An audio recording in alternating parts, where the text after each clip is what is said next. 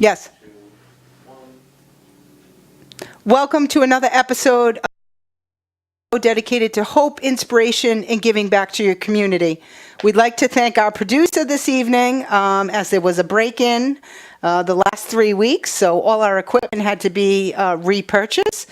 So if anyone would like to help Mr. Dominic out with that, we thank you, but everything had to be reformatted, so we're off again, though. Here we are. In the studio, we have Kelly Fox from Ameriprise Financial. And thank you so much for joining us, Kelly. Thanks so much for having me, Carrie. It's great to be here tonight. Well, I thank you. I thank you for all your words of wisdom during our break while we were waiting to come on. So I wanted to talk about your involvement with Christmases for Kids. Okay. And I wanted to first start with, where did this come from? How long? I feel like you've been running this program forever. I have been the head elf, as they call me, for quite a few years.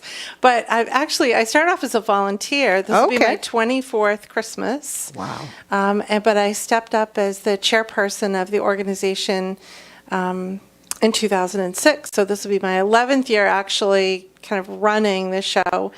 But before even volunteering, my husband and I donated. So this is the 33rd Christmas of Christmases for Kids. Mm-hmm. So we started out a few years after it actually began.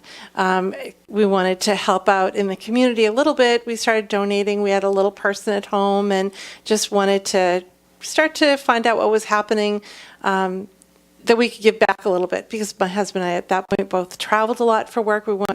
Essentially, North Attleboro was just home base, but right. We didn't really get to know the community that much. And then I decided to take a year sabbatical from work and got more involved in the community. And the next thing you know, here we are 24 years later, still having a ball. Our closest friends are the people that we volunteer with. We just love it. How many volunteers do you have? There's 150 people that walk through the doors over about a 3-week period to make the magic happen, and it is truly magic. We'll take care of 1,000 children this year in 6 communities with new toys and new clothes. That's amazing. It is amazing. So what I find really amazing is that your organization services so many children. Yeah. And children who would otherwise not have a Christmas. Right. But tell us about some of the reasons that some of these children might end up on Santa's good list. Well, I think when you think about the 1,000 kids and you break that out, there's nearly 100 of them that came to us through New Hope's Battered Women's Shelter Rape Crisis Center. Mm-hmm. I think that number all by itself is kind of stunning, but there's about 250 through Department of Children and Families. A lot of those children are in foster care. There are group homes locally for teenagers, and some of them are young moms and their babies. Some are just a group home for just teen boys. There's 100 children that are homeless in our community. So when you start to add all that up, it's a little more than half of all the kids that we will provide gifts for are really in such incredibly awful positions. It's not their fault, right? You know. And quite honestly, it's not their parents' fault either. Mm-hmm. It's just, we said before, in a lot of cases, it's there but for the grace of God. We had last year, when we talk about the parents that come to us that ask for help, last year we had a mom and dad that came to us with 4 children.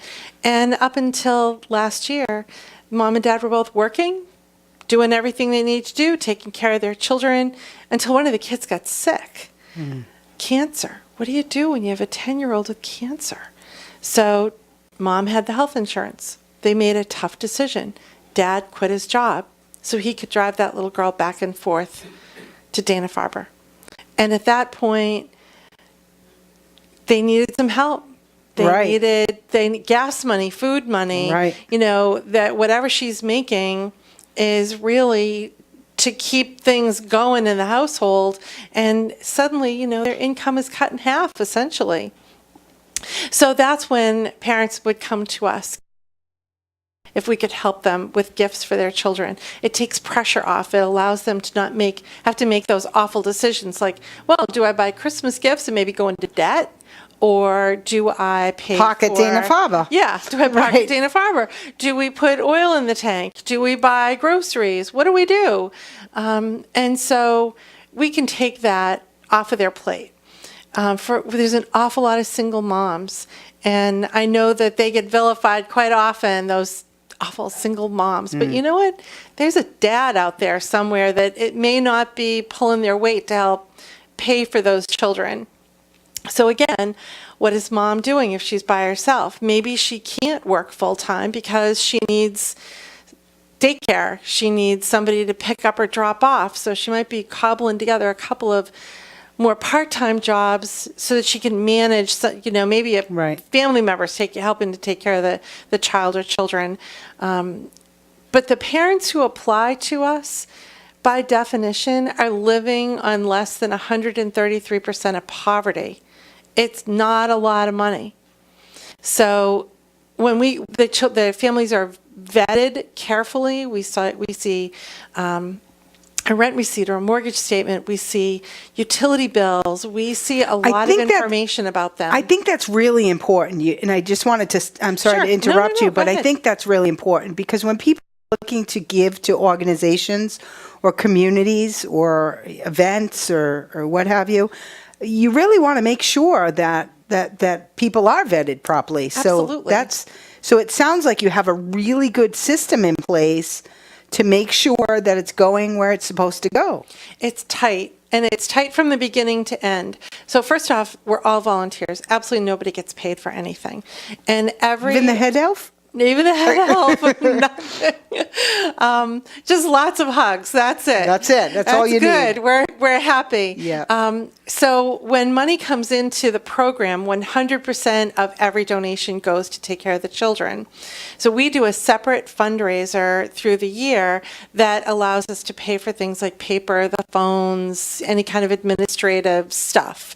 So every dime that goes to Christmases for Kids only goes to gifts. That's it.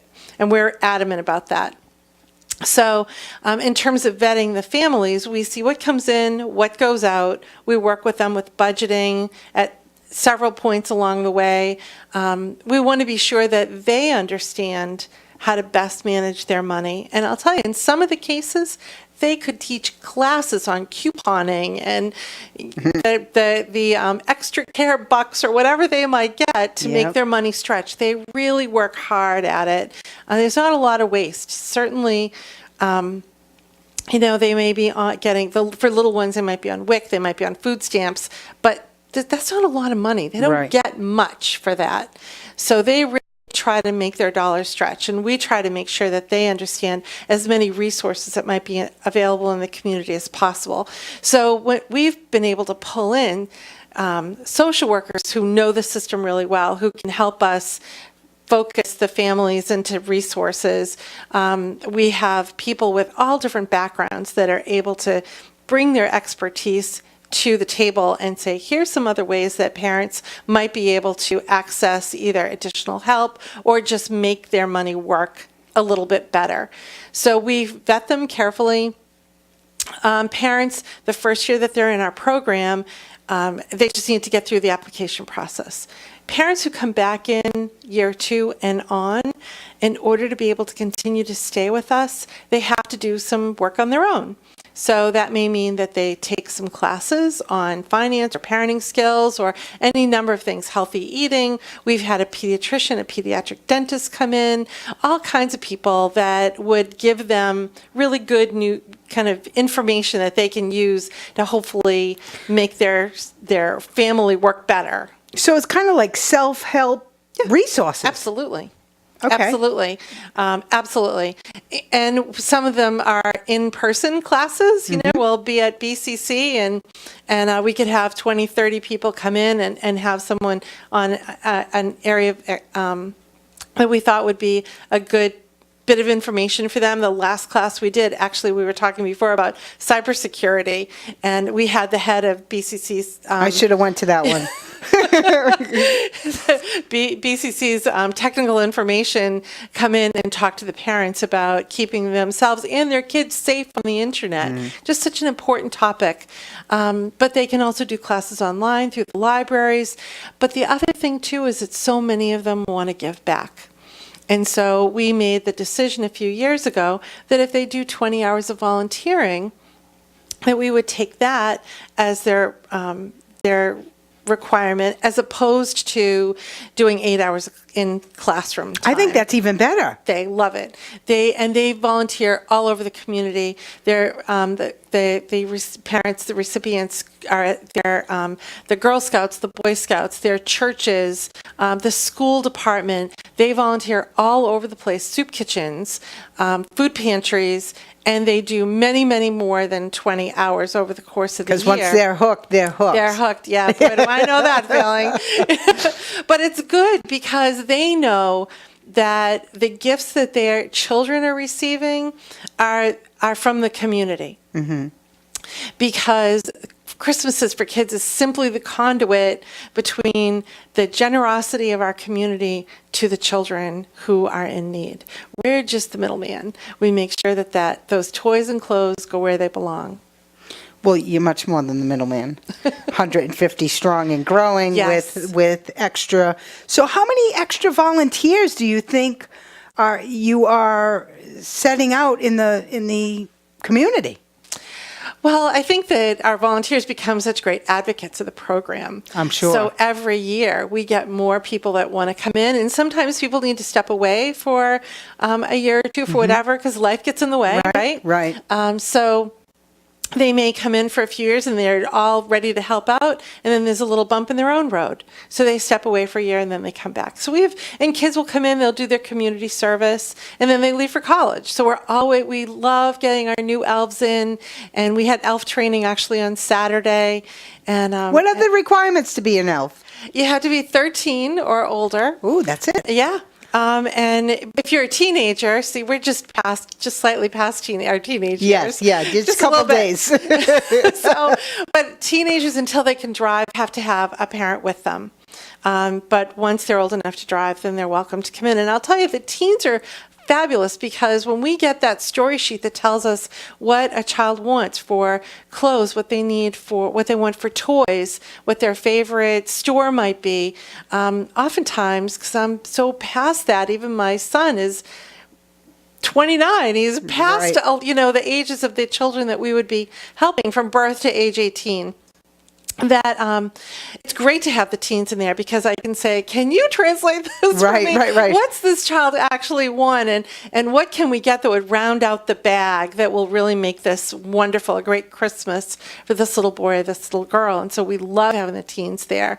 But all of them have to be quarried. Every volunteer has to fill out an application, and they're re-quarried every 3 years. So there is, in all seriousness, we want to be careful about who has access to children's information. Right. So that's why that criminal background check is so important. Yeah, it is. But I think that having young teens with the energy level, and like you said, even for just translation services at that point, right? Yeah. I mean, I don't know. Maybe you don't know what the latest and greatest toy is, right? But they for that know. season. Of course they know. They know. Of course they know. They love. I think they really love knowing that they're really important to us. That we value their opinion. We ask for their opinion, and every year we ask for all the new elves to tell us, well, you've been through our processes, which we think we've tweaked year over year, but tell us, fresh set of eyes, what would you do differently?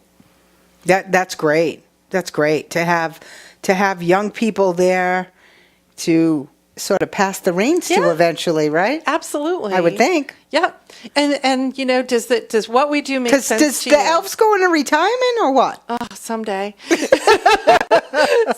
don't mean the head elf. I mean, do the other elves go into retirement? Some of them. Occasionally, but I would say most of the people who are in kind of the leadership team, we all work full time. Right. And then we're there 5 nights a week and all day Saturday for weeks. So when does this start? So tell us about, I know it started. It's already started. It's in. Yeah. So yeah. to get you in the studio, like literally this evening, is Yeah, it's good though. I is mean, I good. love talking about what we do.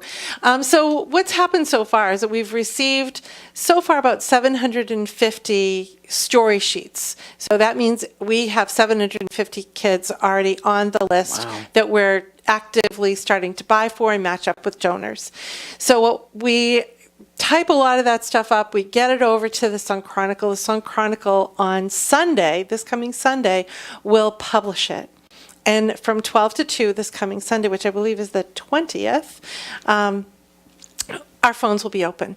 And people can call in and we can match up donors to children.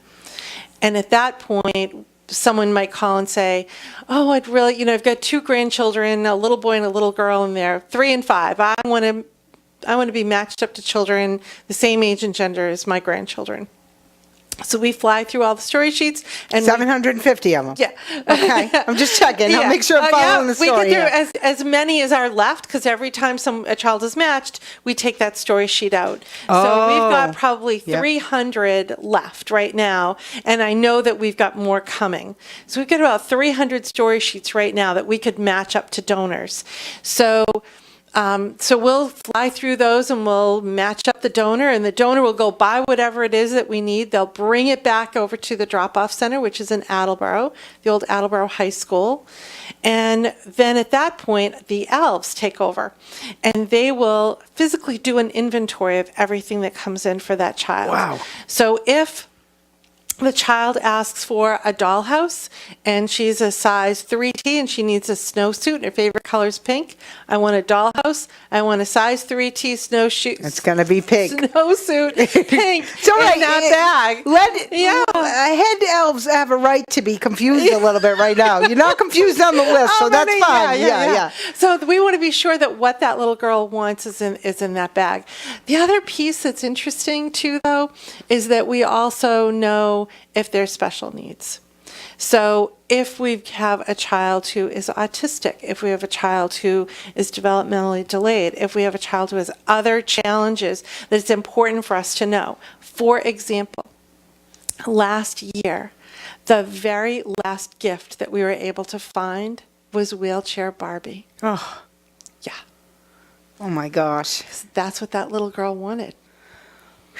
So we want to be able to match that up. I can only assume why she wanted Wheelchair Barbie. That was important. Right. So we've had other children who we've known have been in wheelchairs or have other phobias, or just kids have funny things. Right. They don't like something on their socks, or one little girl who didn't want anything that pulled over her head. Some kids don't like Velcro. So we find out that level of detail about some children. Parents will tell us, so that we make sure that what goes in the bag is exactly what will be best for that little person. That's amazing. That is amazing. And that's a lot of work. It's a lot of work. So take me through sort of the steps, if you will. Sure. So let's say I'm a family and I want to apply to Christmas is for Kids. Okay. I don't know, something's happened. When do I start applying, Kelly? The parents actually started applying the first week of October. Really? Yes. Yep. And the returning parents know that we wanted their applications by last week. New parents, we'll take those applications as long as we have capacity to take more children. Right. So that could be.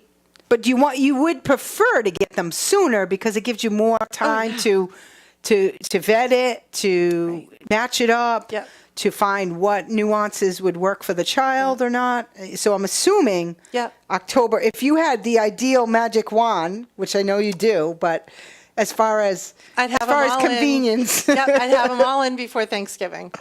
Okay. Because then I have to get them out to donors, and the donors have to have time to shop, and they have to get them back to us, and we have to have time to go through the bag and anything that might be missing, because we try to spend about $150 per child. And so we are really good shoppers. And for example, we had some money left over that came in after the program ended last year. So in January, one of the other board members and I went to Children's Place at Emerald Square Mall. Of course you did.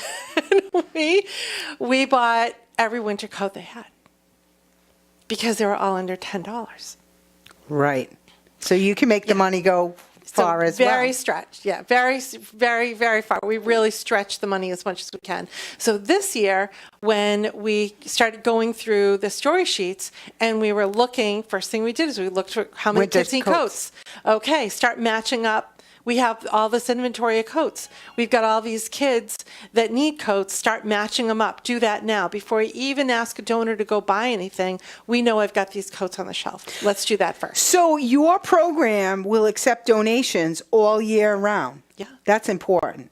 Because some people just think, well, it's the holidays, so I give at the holidays, but realistically, that about the coats, the best time to give is after if there is such a thing, but after the program has already been fulfilled, you'll make Yeah. use of that in a Absolutely. really good way. The other thing too is that some of the town nurses locally may call me end of December, December 20th or in January, because they all know that we'll go out and we'll buy coats.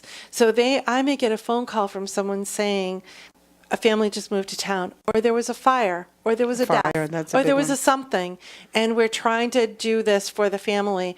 What can you do to help? No problem. They come on into our inventory, unlock that door, we pull out whatever we can. I would much, much rather have that winter coat on a little person in January than have it wait through the Oh, summer and give absolutely. it to somebody next Christmas. Absolutely. So what can the community do? What can the community do? Call us starting next Sunday. Sunday. Sunday. 12 yeah, o'clock. 12 to 2. The phones will be open. What's the phone number? It's 508 Yep. 222-0911. 09. 11. 11. 911. Help. Oh, 911, right. Yep, 0911. So call. We can match someone. We can match a donor up to children, and then go shop and get what they Now, need. what if someone were disabled or elderly and wanted to make a donation, but I'm not really going to get out and shop? Can I do fine. that? Sure. You can go onto our website, councilforchildren.org, and you can donate through the website there's a Network for Good icon, and you can donate through your credit card and put money right into Christmases for Kids. So a lot of people do that. That's wonderful. If you live locally and you want to drop off cash or a check, Rockland Trust in Attleboro on Pleasant Street has an account set up for us, and they will take donations. So you can just go into the bank and say, I want to make a deposit to Christmases for Yep, Kids. absolutely. Okay. So they're happy to do that. If you're with a company or organization and like to do a drive, we would love to have more books. Books. Books are great. We actually have a great partnership now with An Unlikely Story. They've been wonderful. So we've got ornaments on a little tree there, specifically for book titles that children have requested. So you can go and buy a book at the bookstore, and they'll hold it for us, and then we can make sure that that child gets the book that they asked for. So there's so many different ways. Sure. And I know we have about 15 minutes left, and I feel like we could do 2 days on this. What would you say if someone said, well, I want my dollar to go the furthest? What are you most in need of? Socks. Socks. Really? Yeah. That's the first thing I think of. When you think of little kids, they go Socks. through socks like crazy. Well, the washing machine eats them. Yeah, well, that's Let's be true. honest. Yeah. Let's be honest. And that never seems to go away, the sock-eating washing machine. Yeah. We could use socks. We could use blankets. Okay. When you think about how the parents are trying to economize their stretching, one of the ways that oftentimes they will try to stretch their dollars is by turning the heat back, because oil's expensive. Maybe Right. not as expensive as it was 3 years ago, but you have to stay on top of it. Right. If it's electric heat, it's expensive. Right. You got to do it. It's a have to have, not a nice to have. So they turn the heat back. So the kids need to stay warm. So socks, blankets, warm pajamas. Love warm pajamas. Like feety pajamas. Pajamas. Feety pajamas. And They're for the all best. ages. And keep in mind, too, that, the little ones, the 3, 4, 5-year-olds, they might not understand yet what's going on. The teenagers, they know that there's a problem in the household. They know that somebody lost a job, somebody's sick. They know that money's tight. So we really try to make sure that the teens also are well taken care of. We'll get them gift cards to their favorite store. I will tell you, oftentimes people will say, why would you get a Hollister gift card? Those kids, they should be stretching their money at Walmart or Target or wherever. But those kids are in high school, just like all their friends. That's right. And if they want to be able to, if they want to take that gift card and buy one outfit so that they feel like they're like their friends, then do that. That's right. I have a great story for you about that. Would you like to hear a story? I would. Okay. I love stories. Okay. So a few years ago, we had a mom that came to us. She had several children. They'd been in the program for a few years. Mom was sick and constantly in and out of the hospital. And so we were very glad to help them because this was a family, actually, it was the family that inspired us to have other people do volunteer work as opposed to go to classes, because the dad was working but volunteering because to him, he knew that we were helping him and he's the one who wanted to give back. So we were like, oh my goodness, what a great idea. So the dad come up with the story. So the dad came up with the idea to do the volunteering. So meanwhile, though, the mom came to us at one point in December and said that her son was about to turn 16. And one of the things that she had asked for the son was pants. But would it be possible for her to just get the pants before Christmas so she could give them to her son for his birthday instead of waiting another couple of weeks? And we said, sure.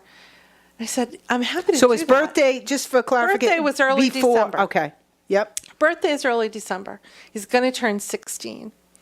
So I said, happy to do this. He's going to some sort of No, you'd think. job interview. Nope. At 16, kids can drop out of school. Ugh. So he was getting teased at school because he only had one pair of pants. Ugh. So he was going to drop out. So we're like, sure, we'll get you 3 pair of pants. Right. What do you need? right. How many you need? What do you need? So we gave her the pants for the boy. And it's great because, like I said, we've got to know the family over the years, and so we could sort of watch this. So, of course, he turned 16. He's got new pants. The teasing stops. He doesn't drop out of school. Excellent. He graduates from high school. He goes on to college. And that little boy is a teacher today. That's awesome. And I think about what could have happened if he dropped out of school. So how many kids would he not be inspiring today Right. if it weren't for 3 pair of pants? Right. So when I think about the impact that this program has had on that family and all of the kids that one child has then grown up to influence, and I know how many others have come back to volunteer. Every year we get at least one older adult that shows up with her donations, and she's got her adult children in tow, and she stops and she says, do you remember the year that Dad lost his job? Somebody was sick, whatever, but you still had Christmas gifts? This is why. And that's why we're here this year, to give back and to donate and to help out, because they helped us and they pay it forward. And it happens every year. So the people that we're helping, they're good and they need it, and they do come back and they volunteer and they donate themselves, or they're just amazing advocates for the program and can say good things. And it just makes us feel like we're doing a really good thing here for the I'm community. getting a sign that we're going to go to a commercial here. Okay. So we'll be right back, and we'd like to hear more. Okay. Good evening. My name is Carrie Quindell, host of The Q, a show dedicated to hope, inspiration, and giving back to the community. Please tune in live Monday evenings at 7 p.m. You can also watch us on a V-stream at 4dsportstalk.com. We have shows dedicated to hunger, yoga adventures, homeopathy, pain relief, and much, much more. We hope to see you Mondays at 7 p.m. Thank you.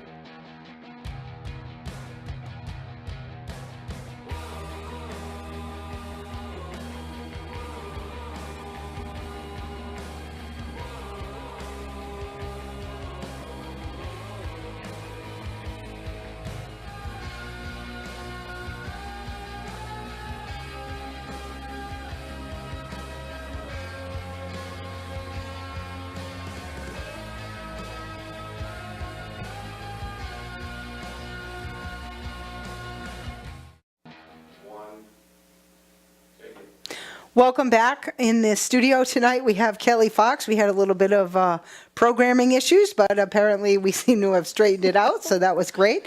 And we're talking to Kelly Fox, the head elf of Christmases for Kids, also known as Ameriprise Financial during the day. So, how did this program get started? That's such a great question. And it's actually one of my most favorite stories to tell, because Dave Kane, who was a local radio personality for many years, it was actually his idea 33 years ago. Dave Kane. Dave Kane. Dave Kane. Yep. Dave does a radio show in Attleboro, WACS, on Saturday mornings. But before that, he was very involved, and I believe it was Radio 1030, 33 years ago. And so... Was this the same Dave Kane that lost his son? Yes. Okay. Yep. Okay. Yep. Actually, the Nikki O Foundation is another part of the Council for Children, because the Council for Children is the overarching organization. Christmases for Kids is a program. The Nikki O Foundation is a program. Daycare Scholarships is a program. And then we have a we have a backpack program that we do. Phew. So I know. So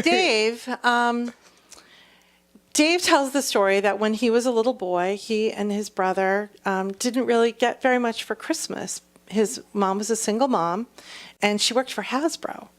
And they still wouldn't have very much. So he always felt that things must be really bad if your mom works for a toy company and you still don't get great gifts at Christmas. Right. And he always wished that someday someone would show up at his door and say, Mrs. Kane, we're here to help you, and we're going to pay your bills, or we're going to do something to just make life a little bit easier for you. But of course, that never happened. Right. But as an adult, he really wanted to do something that would impact those children who really have no control over the fact that they're not going to get much of anything for Christmas.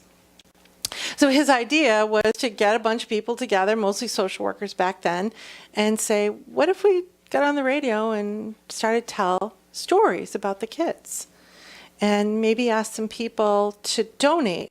Maybe it's Barbie dolls, maybe it's trucks, maybe it's trains, maybe it's a science kit, maybe it's a pair of mittens or a red wagon or who knows what. But what if we could get some people to do that? And most of them thought he was crazy. But as we know, he's not. He was crazy. He's not. He has a heart of gold. Yep. And so it started out with a few kids and just a small group of volunteers.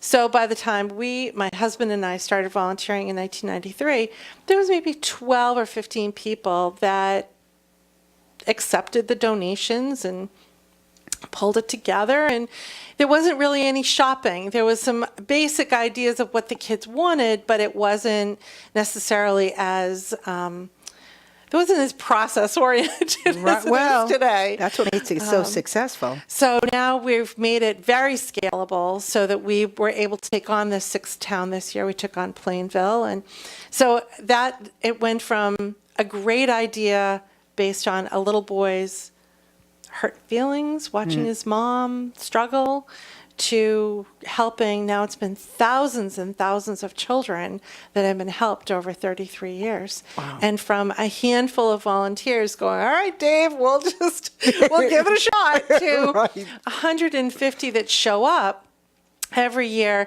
but many hundred that have been quarried over the years that are now, like I said, out advocating and helping spread the good word. So let's talk about the towns that you do. I mean, I know we're getting short on time here, but I think this is important. You said you service 6 towns. Correct. Which 6 towns? Attleboro and North Attleboro, Seekonk and Rehoboth, Norton, and now Plainville this year. So would you like to see this program grow?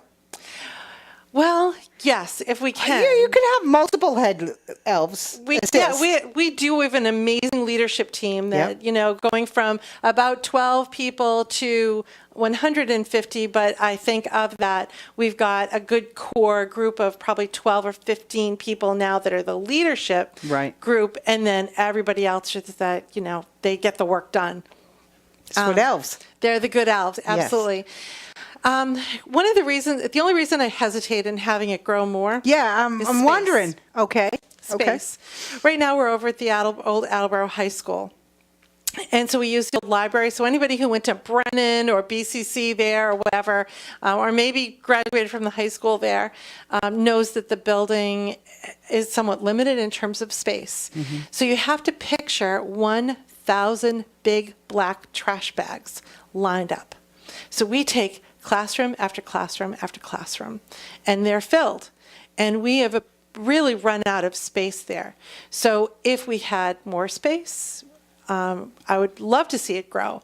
I'm afraid of taking on more than, I don't want to make a promise I can't fulfill. Right. In terms of scaling it and what can we manage, we could absolutely scale it. It's floor space. Wow. That's amazing. Yeah. Because I didn't know filled what that. your hesitation was there for a second, and I'm thinking, huh? Yeah. She got this great program. She's head elf. She runs all these towns. She gets all these gifts. It must be so satisfying. Oh my God. At the end of the day. So let's talk about. We got a couple minutes left, but let's talk about how does this thing finish up?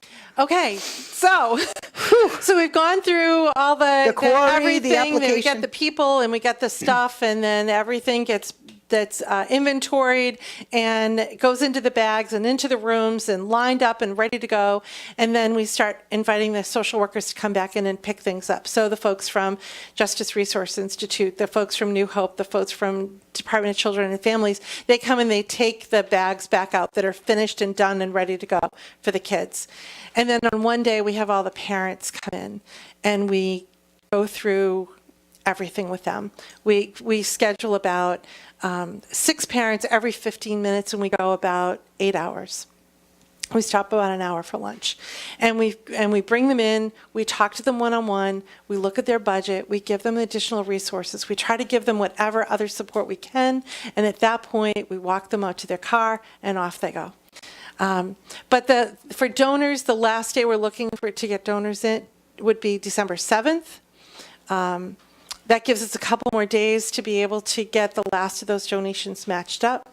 And the parents leave on the 13th, and the lights go out. So the best number to reach you at is the 508-222-0911. Starting on Sunday. It'll be Starting on Sunday. Starting on Sunday. Yep, 12 Okay, o'clock on before Sunday. then, you'd advise the website. Yes, Kelly at councilforchildren.org is Okay. the email address, and I'm on it every Are day. you looking for any more elves this year? We're good for volunteers. Good. We're good for volunteers, but we definitely need donors because we have several hundred children still to match up. Well, Kelly, I wish you the best, and I Thank thank you you. so much for coming Oh, on. this was great. Thank I think you. it was perfect timing. I know that we got a little caught up there with some scheduling issues, but I'm so glad that we were this able is to do this. perfect. Great. Thank you so much. Thank you so much. And I'd like to leave this evening with a quote from Dale Evans, and the quote is as follows: "Christmas, my child, is love in action. Every time we love, every time we give, it's Christmas." And I just think it's a wonderful thing that you're doing. Thank so you. thank you. Perfect.